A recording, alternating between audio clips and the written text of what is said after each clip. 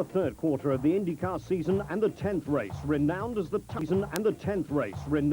toughest of the whole series, the Michigan 500. Also in this program, the cost of success at the top of IndyCars, balancing the budget on the glory trail.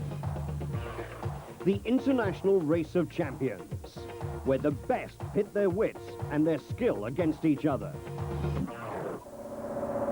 The battle has long raged in the United States over which is the fastest racetrack in the world.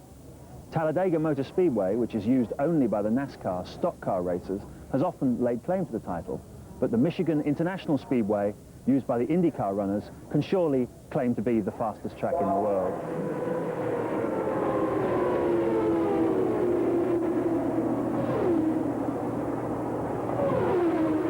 The track is owned by Roger Penske. He acquired it in the mid-1970s, although it was opened in the late 1960s. The big problem with Michigan International Speedway is that they have very cruel winters because it's up in the north of the United States. And that leads to these big cracks you can see appearing. The biggest problem is in turn 3. There's a nasty patch there, which although it's been repaved several times by Roger Penske's men, still causes the drivers some serious problems with destabilization when they hit it. I'm afraid that's the track condition we have to drive on, and although we don't like it, we're still doing it.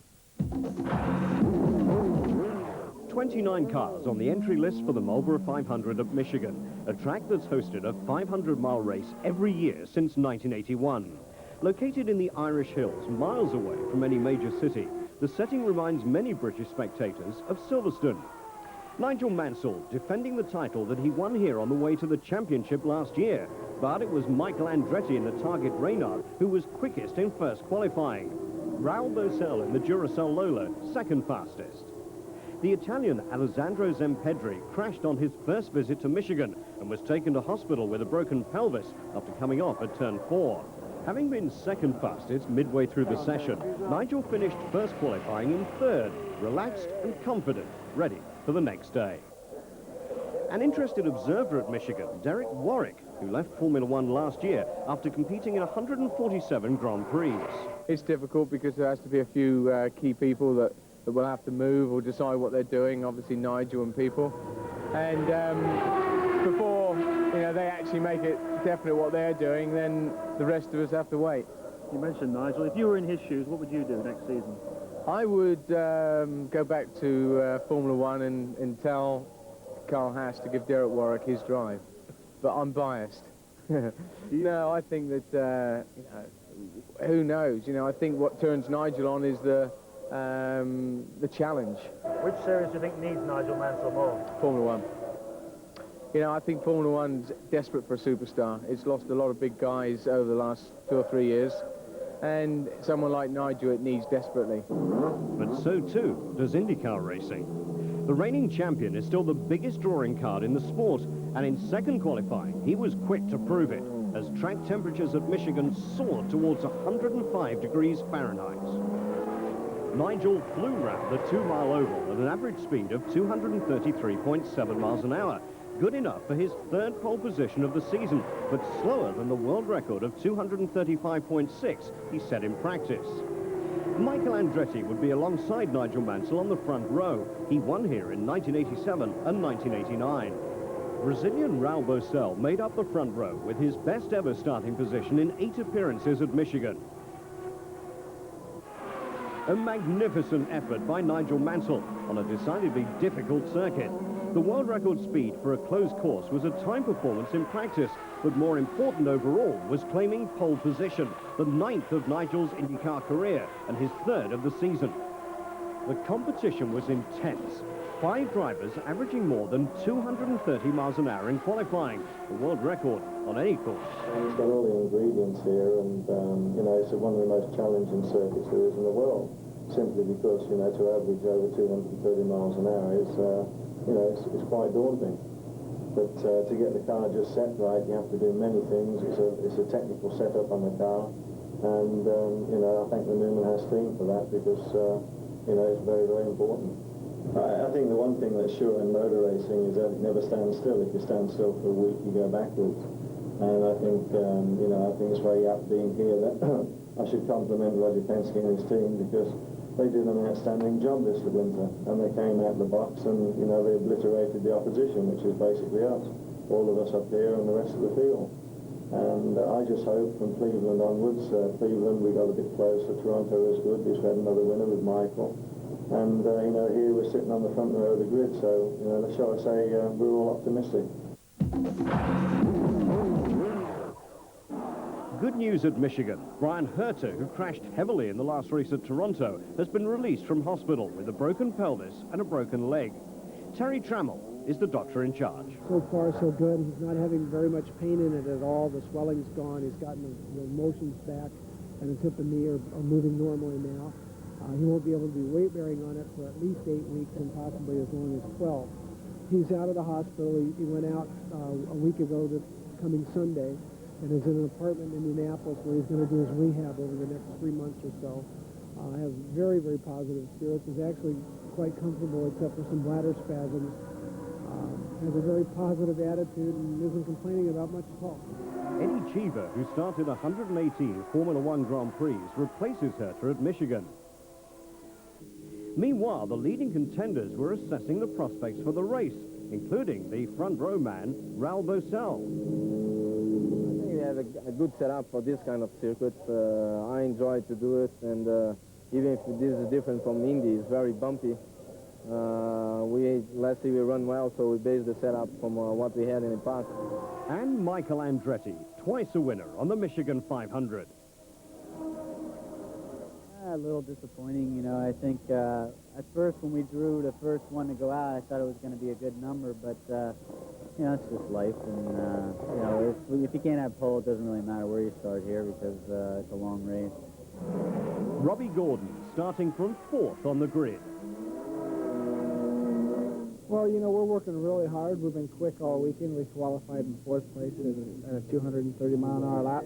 Qualified almost last in the heat of the day. We've run laps at 232-mile-an-hour range. I think we've got a very strong car. And Stefan Johansson outside Gordon on row 2.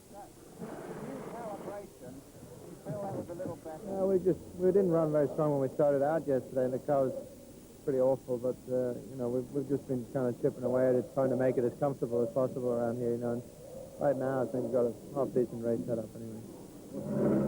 Emerson Fittipaldi, 2nd in the championship, but starting on row 3. I'm happy with the qualify run. I ran now and was a little warmer than I expect. And, you know, I was close to the lap time I did early in the morning. I'm very pleased. Though turn 3 has been repaved twice this year, it's still causing concern. I think you know, it's a lot more stressful on the driver. You know, it's because it's so bumpy. You really, you know, get beat up in the car. What's that like for a driver, not to be able to be fully in control for a brief period? Well, you kind of, you know, you're still holding on to the car, of course. I mean, you kind of, the vision gets blurred for a little while, and I mean, it'd be nicer if you didn't have that problem, of course, but, you know, it's the same for everybody out there, so it's something you've got to live with. Basically, it's a beautiful place. It's just, unfortunately, it's on the wrong place of U.S. because the winter is so bad, and you're always going to have bumps here because of the cracks on the tarmac. And I find it amazed that we actually do those speeds around a place like this because it is very dangerous. It's not only to control the car, but if the car goes around here at that sort of speed, and you're very close to be breaking something in the car, and that can happen to anybody, and then you're just a passenger, so that's the worry factor. Well, I think Michigan is a very tough track. It's a high bank super speedway that you have to be driving all the time, very tense, very nervous. It's not an easy track. And the dangers of Michigan have been demonstrated often in the past few years.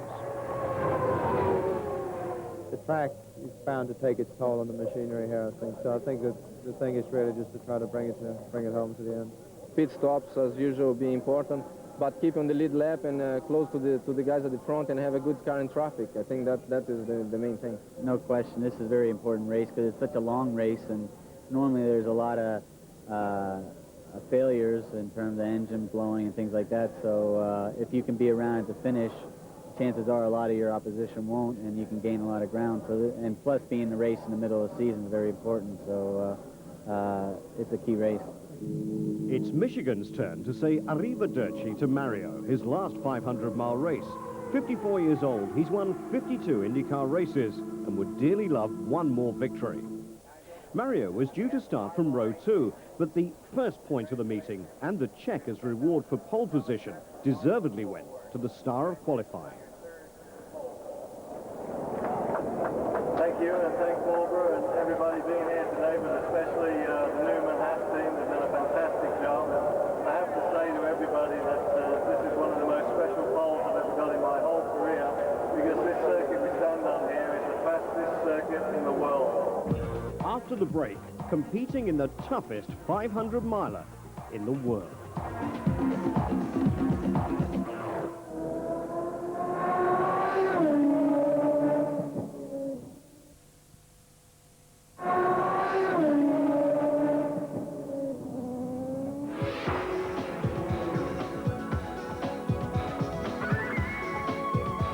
To put a show like this on the road costs many, many millions of dollars. As we all know, motor racing is a very, very expensive sport.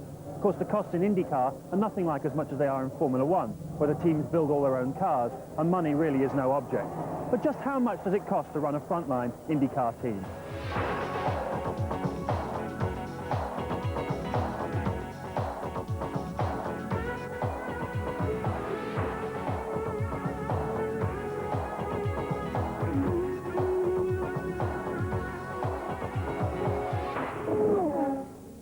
One of the most expensive parts of running an IndyCar team are these people here that work for us, and their hotel accommodations and travel expenses, etc.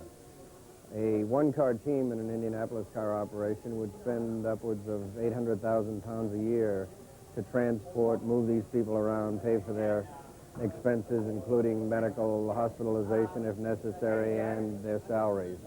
So it's quite a big piece of our IndyCar budget. This here is the tub where the driver sits. This costs approximately 40,000 pounds. We purchased 5 rolling chassis for Newman Haas, 2 for each driver, 1 spare, at a cost of 300,000 pounds each. But of course, the chassis is absolutely no use without an engine. This is the unit with which Nigel Mansell snatched pole position for the Michigan 500. One of these will set you back just over 100,000 pounds. But after every 500 miles, it's going to need to be rebuilt at a cost of around 17,000 pounds. Each car in each team has between 7 and 9 engines a year, so allow at least £1 million just for your engine bill. Don't forget the spares. You know, we carry a lot of transmission parts, especially gears and main drives and such, and a lot of suspension parts and obviously motors, etc. But the cost can escalate all depending on how much testing you do.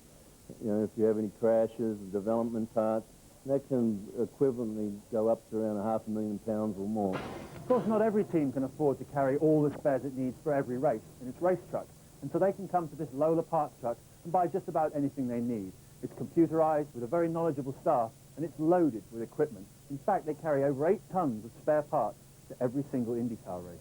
A few prices for you. A rear brake duct, made of carbon fibre, of course, this will cost you just over £300. A lower rear wishbone, that's just over £1,000. They have everything you need in this parts truck, even down to the smallest things. It's a real Aladdin's cave of motor racing parts. A set of wheels runs about 6,000 quid. We absorb probably 10 sets of wheels during the course of the season. So if you do your sums right, you're talking 60,000 quid over the course of 1994. But our drivers don't hit the wall that often. These are the Indy Racing tires, Goodyears. They're 750 pounds for a set of 4. For racing, 14 events, we use 7 sets per race. At Indy, we use 50 sets. At Michigan, 15 sets, probably 50 sets for testing. And throw in a few rain tires, we probably use 220 sets of tires per season. Surprisingly enough, fuel is not one of the major expenses for an IndyCar team. This special methanol fuel, which is burned by the IndyCar engines, costs about £1.30 a gallon. So for a 55-gallon drum like this, you're looking at about £80. Now you've got to figure, on average, about 200 miles in practice and around about 200 miles in a race. And at 2 miles a gallon, that means it's going to cost you just £300 for fuel for each car, for each race. Okay, good morning and welcome to the inner sanctum. I'm in the back of the coach getting ready and preparing for the next race. But what I'd like to do is show you my personal equipment. Here we have an air eye helmet. The basic one that you can buy is around about £500. But this particular model that I use has some very special devices on. If you can see these little ears here, these Mickey Mouse ears as we call them, if we do a view like that, as I turn the helmet round like this, and then all the way round, you can see they're aerofoils. And there's two, one either side, and then there's a center one down here.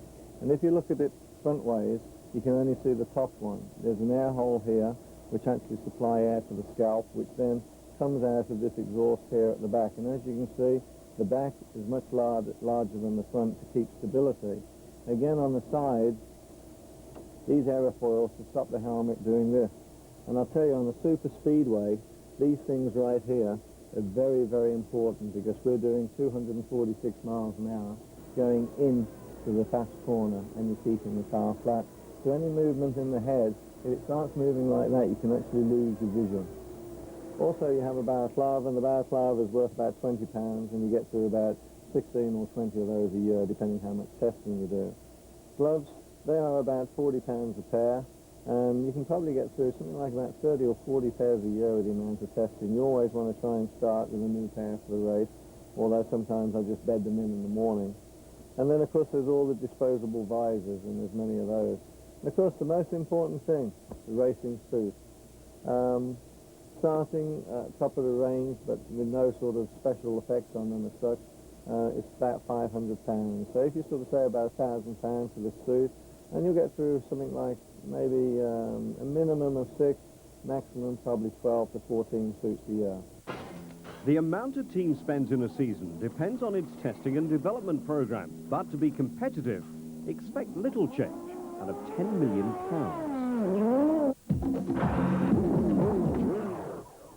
IROC is a 17-year-old competition open to 12 of the world's top racing drivers.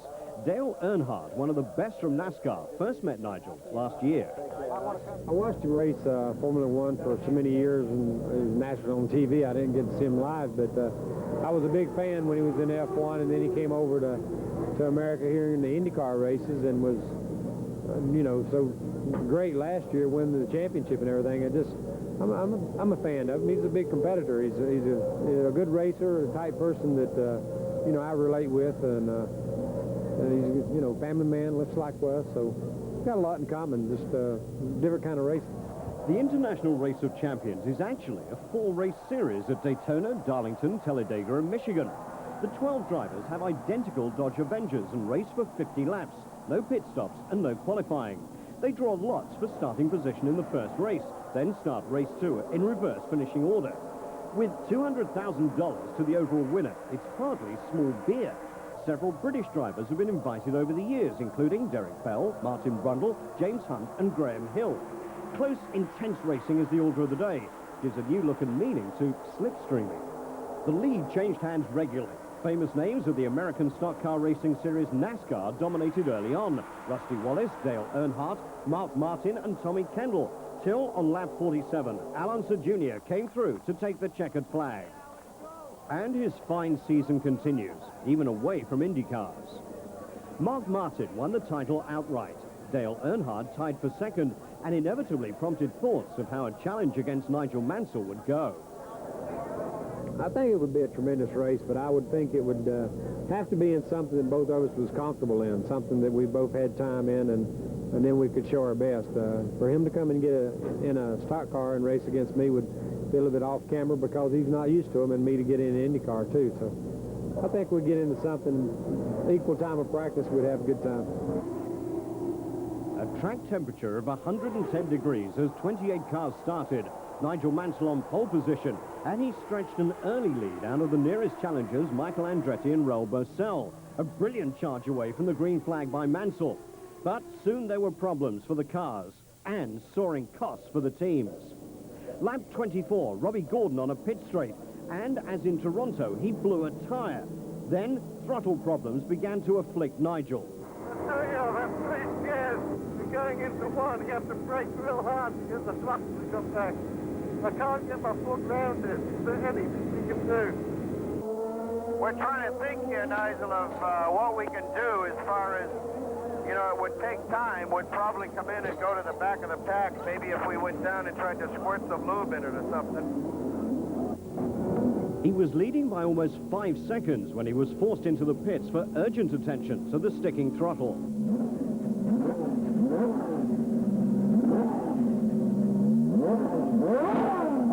Hey, let's put that on and go out and come back in.